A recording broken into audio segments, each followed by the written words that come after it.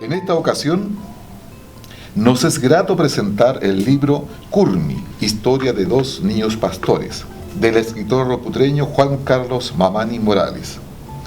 Tal libro es el producto final del proyecto titulado Edición y publicación del libro de relatos infantiles, Curmi, Historia de dos niños pastores, que fue seleccionado en el concurso de iniciativas culturales de la Corporación Nacional de Desarrollo Indígena en el año 2018. Las historias que entrega este texto, en la forma de un cuento breve, aluden a anécdotas y hechos cuyos protagonistas son niños en un contexto totalmente rural y campesino del mundo aymara de Parinacota, de más o menos mediados del siglo pasado.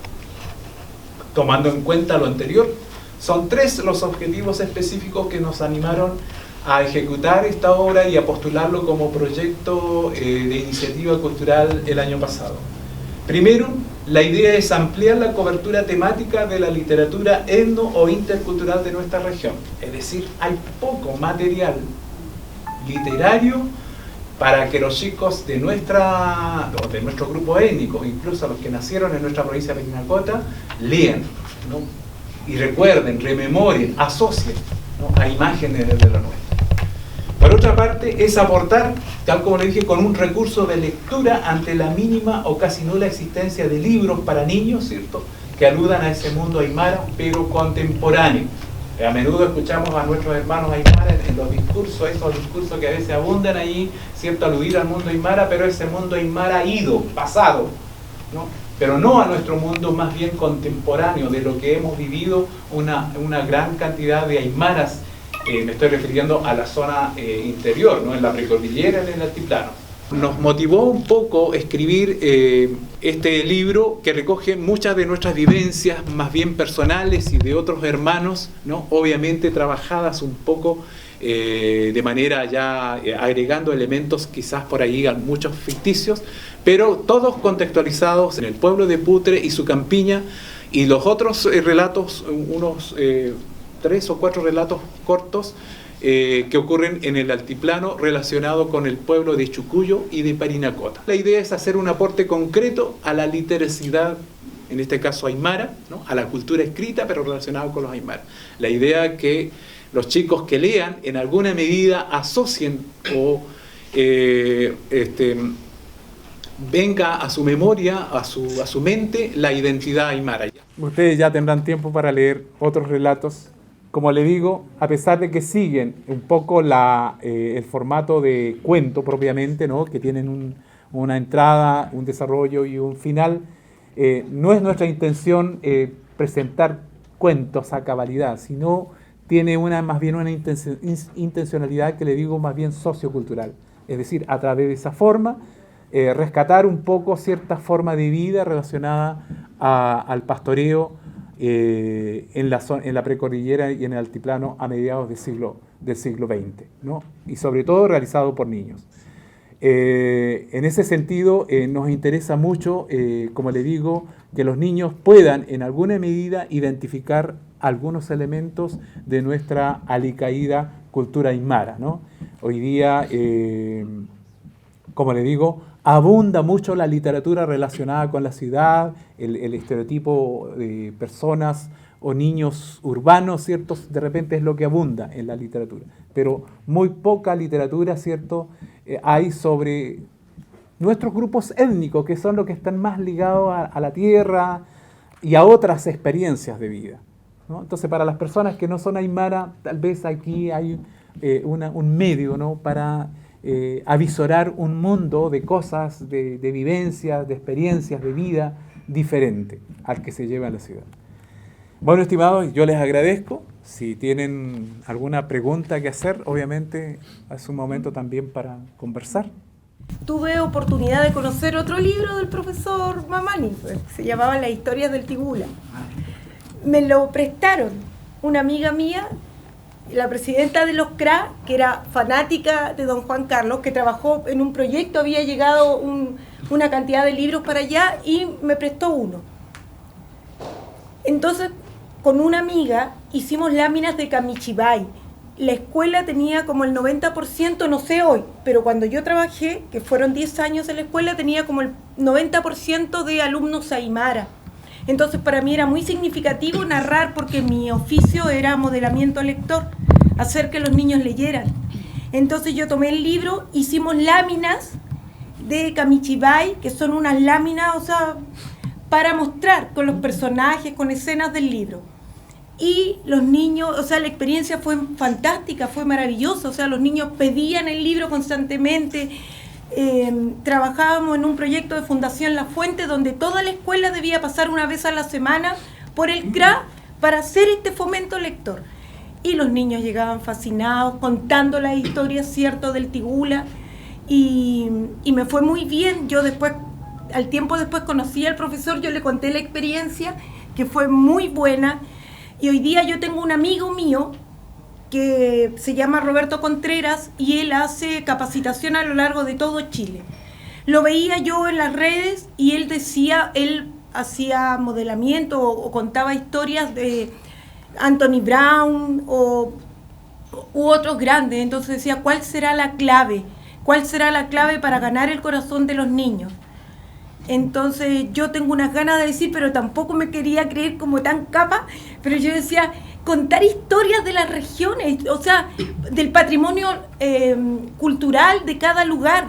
Los niños tienen que identificarse primero, el primer paso a lo largo de tanta experiencia de trabajar con los niños, tienen que identificarse con su zona, con sus lugares más comunes, y eso los va a encantar. Y después yo puedo seguir con otros grandes también, pero el primer paso, el primer camino, y yo espero encontrarme con mi amigo Roberto y darle como este tic, que es muy importante para ganar el corazón de un niño. Primero uno tiene que narrarle sus historias, las que se identifican. Yo creo que eso es lo fundamental. Así que, así pues, era como mi anécdota. León, por favor. Bueno, obviamente felicitarte. Es un agrado para mí estar aquí contigo, con ustedes en este momento.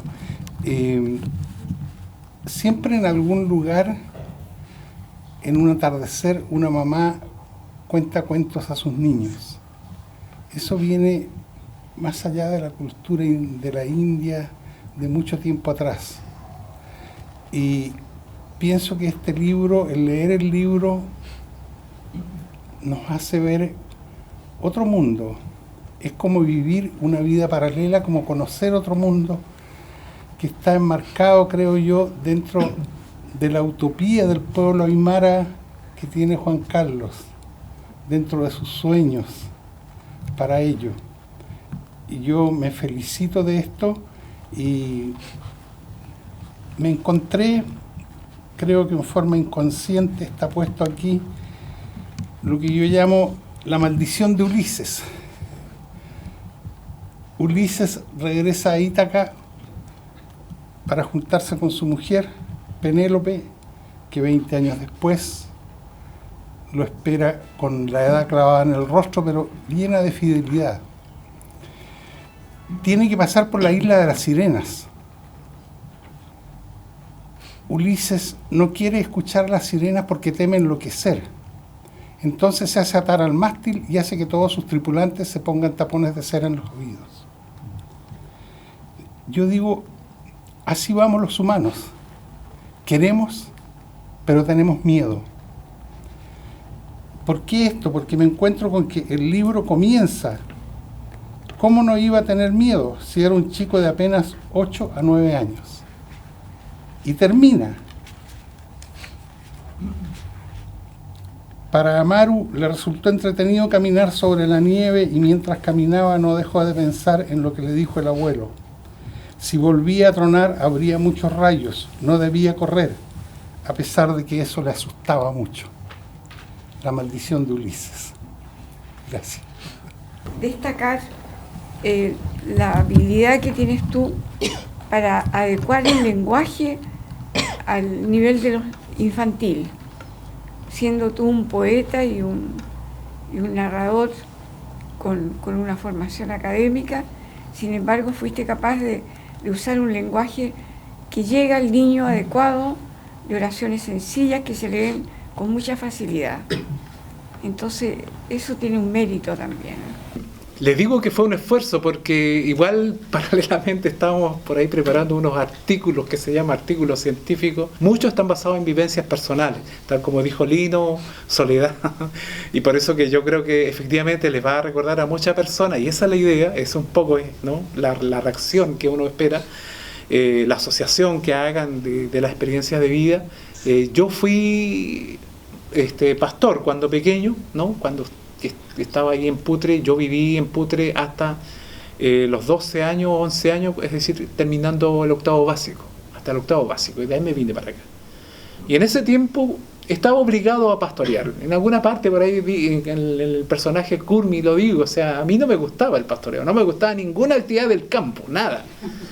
A mí lo que me gustaba era leer. O sea, desde segundo básico, tercero, como empecé ya a leer, créanme que fui un lector muy empedernido. Yo prácticamente me leí la biblioteca completa de Putre, incluso enciclopedia, diccionario y todo. Entonces, ir a pastorear era en alguna medida un suplicio, no me gustaba. Pero tenía que cumplir con esa labor. Porque como decía Soledad, ¿cierto?, los chicos allá, imagínense, chicos que ahora yo veo, incluso algunos sobrinos pequeños de 8 años, son pequeñitos, son guaguitas todavía, pero nosotros, y digo, ¿y cómo nosotros? O sea, nosotros teníamos que incluso prepararnos el almuerzo, el desayuno, y con un hermano menor o mayor, un año más, nada más, teníamos que dormir solos en quebradas, incluso semanas completas, solos cuidando el ganado y alimentándolo. Entonces, ¿cómo lo hacíamos? O sea, pequeños de 8 o 9 años. Y sin quemarse y todo, o sea, y bueno, en esos tiempos también los padres tenían otra manera de ser, ¿no? Como hoy día, ¿cierto? Los papás no pueden ni siquiera retar a los niños hoy día, porque si no, las leyes también los castigan, pero antiguamente no, nosotros recibíamos castigos, o sea, varillazos en las piernas, bofetadas, qué sé yo, era parte un poco de la vida de ese momento, ¿no? Entonces, estimado, por eso le digo, fue un esfuerzo y un poco lo hice también pensando en el círculo literario, como hablamos en el tema de estos programas de lectura, ¿no? Cómo motivar a los chicos a leer, cómo desarrollar más la lectura a los chicos. Bueno, en el tema mío nos dimos cuenta que efectivamente no hay material, textos que aludan a eso que hemos repetido, nuestras formas de vida en el altiplano, al mundo andino. Y eso, bueno, tiene alguna relación con las otras experiencias como la que contó Jacqueline del zorro, ¿cierto? Como por ahí, por ejemplo, cuando yo imprimí la primera edición de ese libro en Tacna, las personas de Tacna, los de la imprenta allá en la ciudad de Tacna, al estar imprimiendo el libro, obviamente vieron los cuentos y me contaron, dijo, se quedaron casi todos leyendo el cuento, o sea, porque los relacionaba con cuentos que habían escuchado cuando eran pequeños. Entonces, y ahí dije, yo empecé a decir, efectivamente, ¿por qué estamos olvidando? ¿Por qué estamos dejando de lado esa historia, incluso menospreciándola? ¿No? Que fueron, sí, de sufrimiento en alguna medida, pero también en alguna medida fuimos felices, en alguna medida construimos nuestra manera de ser, ¿no? A ese mundo ligado, como le digo, a la naturaleza. Y eso es lo que pretende un poco este libro, ¿no? Ha sido un esfuerzo, como le digo, y yo le agradezco sus palabras. Espero que los chicos, bueno, porque aquí no hay ningún niño, todavía espero que los chicos de esa edad, a quien está dirigido, efectivamente les llame la atención, les conmueva la historia. Los Curmis todavía a esta altura del siglo que estamos viviendo siguen existiendo en esta perspectiva como lo muestran en estos cuentos, o ya se ha perdido un poco lo tradicional, o sigue eso. Este es un incentivo para cuidar esas tradiciones, o sencillamente para contar que sigan otros caminos y que no tanto sufrimiento como de repente debe ser mucho sacrificio. Y también un incentivo para las culturas, como cultura fundacional, es necesario, del árica, de la tierra, que está despuntando hacia el siglo pasado, los que estudiamos en ese tiempo la secundaria, teníamos que empaparnos con con cuentos, con cosas del sur, de la zona centrina, y era muy escaso saber de su propia tierra, tanto de aquí de la ciudad como de porque éramos un todo. Antiguamente era la provincia de Tarapacá, entonces estábamos imbuidos que no había, ahora no, pues, hay una provincia de Parinacota, una provincia de Arica, pero yo creo que siempre están unidos en un lazo muy fundamental, porque el mundo andino ha bajado a la ciudad, ha ayudado a hacer surgir la ciudad. Ustedes han sido un aporte maravilloso, como me gustaría, y creo que son allá los mapuches, las otras etnias, que le está costando mucho, ¿ah? Pero es un despuntar este libro para demostrar que aquí hay una cultura pero riquísima, enorme aquí en esta región, y creo que empiezan a descubrirla a la aparición de ustedes, de otros escritores de la factura como Juan Carlos Mamani, y que estaban muy escondidos ahí en el ocaso de la precordillera y altiplano. Aclarando un poquito su inquietud, estas historias están basadas más bien en vivencias, ¿no? En vivencias cuando fuimos niños, relacionados a la vida pastoril. En ese tiempo, como le digo, la sociedad en general, ¿cierto?, tenía otras formas de conducta en relación a los niños. En ese tiempo era como normal que los chicos ya desde los 6 años empezaran a ayudar en el trabajo campesino. Pero hoy día esa es una situación ya mal vista. Incluso a cualquiera que mande a un niño a trabajar de esa manera como lo hacíamos en ese tiempo, no, puede ser demandado. Puede ser demandado. En ese sentido ha cambiado. Es parte del cambio de la vida. Por favor, entiéndese bien. Aquí yo no estoy defendiendo con esta historia, quiero decir, no estoy, como se dice, defendiendo una vida como estatizada ahí en el pasado. No, aquí simplemente es una muestra de lo que fue parte de nuestra vivencia. Y precisamente por eso, porque la sociedad ha cambiado. Hoy día, efectivamente, yo creo que ya no vamos a encontrar kurmis ni amarus, ni siquiera en el interior. Lo que yo pienso, sí podemos encontrar kurmis y amarus tal vez en Bolivia, en ciertas realidades rurales por allí. Ahora, los kurmis y amarus que aparezcan aquí en la provincia de Parinacota, incluso es probable que sean de migrantes bolivianos, porque hoy día hasta el mismo aymara, el ganadero aymara de nuestra zona, hoy día ya no quiere pastorear, hoy día contrata pastores que son bolivianos. Y muchos de ellos tal vez vienen con niños, pero no, yo que yo sepan, no hay aquí en nuestra realidad. Porque la sociedad nuestra ha cambiado y la misma sociedad aymara ha cambiado. Entonces eso es un poco parte de la realidad. Por eso les digo, no queremos ahí como idealizar esta, ¿no? Es simplemente una experiencia de vida que parte de nosotros hemos vivido, pero a través de esta experiencia de vida mencionamos una serie de elementos, una serie de creencias, como decía Soledad, el condenado. Es a todos los que hemos vivido en la zona andina, el condenado es un personaje que hoy día está de moda en una serie de películas y ¿no? Series de televisión, ¿no? Estos muertos vivos, ¿no? Que aparecen. Algo similar era el condenado. Nosotros contamos nuestras historias y esto nos ayuda mucho más al niño no ser flojo, no mentir y no robar, que son de nuestros valores ancestrales. Y por medio de cuentos e historias, nosotros estamos reviviendo todo eso que muchas veces en nuestro quehacer diario cometemos errores, pero a los niños les vamos dando, nosotros como adultos, pero nosotros también como Yatichirinaka, vamos enseñando a los niños dentro de nuestros valores ancestrales. Y esto es un aporte inmenso para las aulas de la educación de la cultura aymara. Y ojalá hubiesen más libros como este que nos ayudaran a nosotros a hacer nuestra labor de educador tradicional mucho más significativa en relación a entregarle a que el niño pueda ser, el día de mañana pueda alcanzar el summa camaña, vivir en armonía con nuestro entorno y sobre todo con nuestra naturaleza, que hoy en día realmente todos nosotros lo estamos destruyendo. Desde allá le damos las gracias a nombre de los educadores tradicionales y sobre todo del sector de lengua aymara. decirle de que me siento reflejada en muchas historias de esto, no solamente a nivel personal, sino que familiar también. Además, también decir de que los planes y programas a veces son muy buenos como programa, pero están medio cojos de repente. Todos sabemos que, así como decía anteriormente, el material no está. Dice que para los niños de octavo, que tienen que trabajar con textos de escritores indígenas chilenos, y encontramos tan poco, y en las bibliotecas prácticamente no hay nada. Si hay algo, puede estar por la red, y hay que buscar, pero por lo general no encontramos material. Entonces yo me sumo a las palabras de que es un aporte tremendo.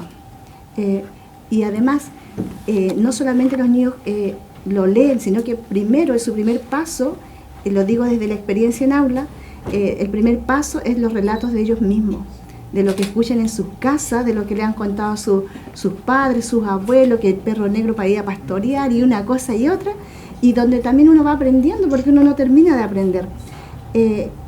Eso es el primer paso, y luego se interesan por toda la lectura, porque estaba hablando de los más pequeños hasta octavo. Entonces luego aparece todas estas ganas de seguir leyendo y ver que ellos mismos están ahí, y decirles que todavía hay Curmi y todavía existen, quizá no en la medida quizá tan fuerte como antes, pero lo sigue habiendo. Tengo alumnos que son Curmi en este momento. ¿Dónde estás trabajando? En Putre. Sí.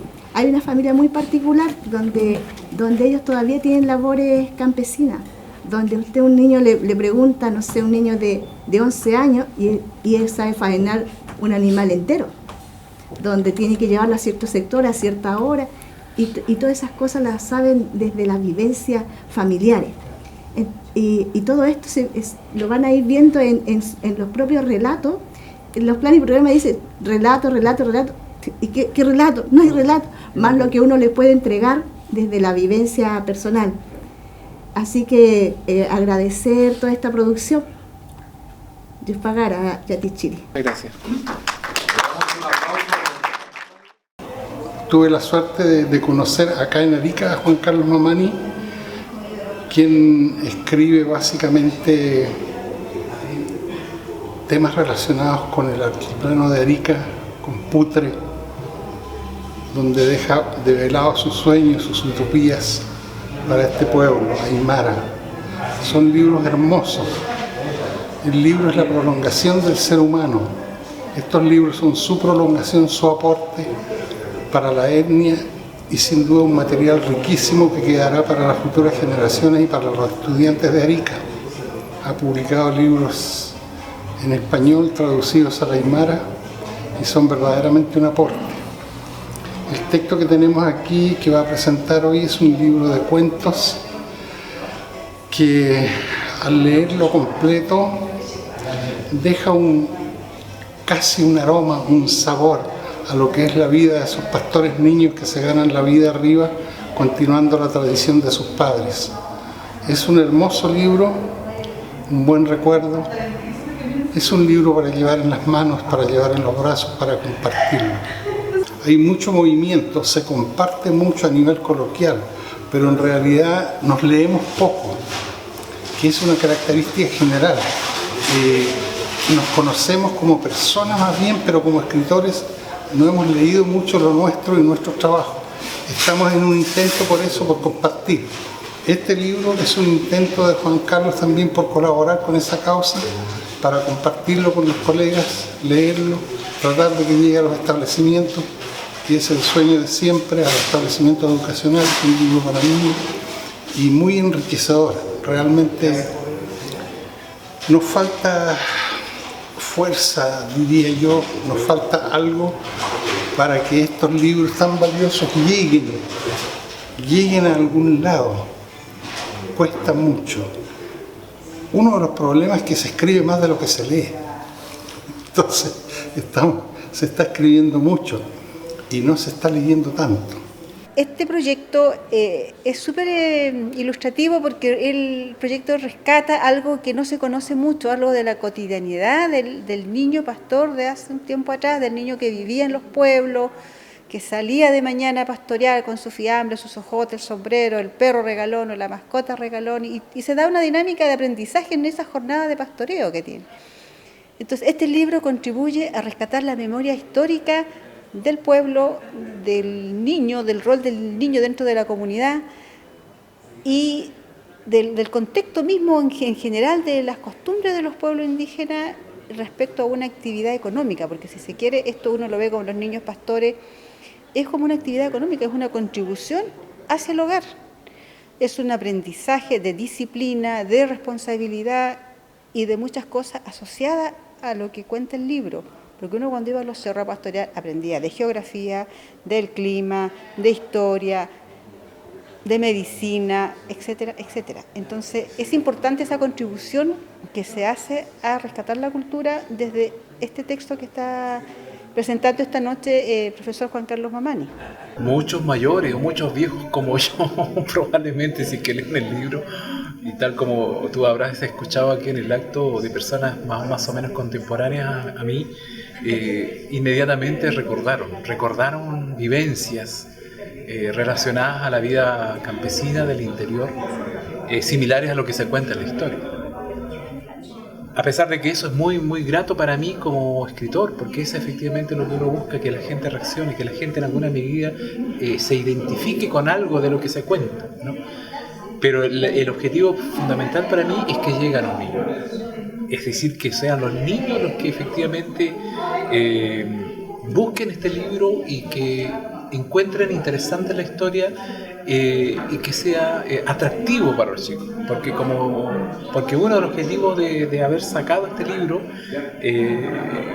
que demandó algún esfuerzo, porque tal como lo comenté, el esfuerzo está en tratar de hacer una historia breve, corta, pero para niños, ¿me entiendes? Entonces la idea es que los niños efectivamente les guste la historia. Ese es mi objetivo. Entonces yo creo que habrá que esperar un poco la reacción que tengan los muchachos de entre 8 a 12 años que puedan leer esta historia, y que aparezca 1 o 2 niños por ahí encantados con esta historia. No, eso para mí ese es un poco va a ser un poco la compensación o lo grato de haber producido este libro, porque como le digo, va dirigido a los chicos.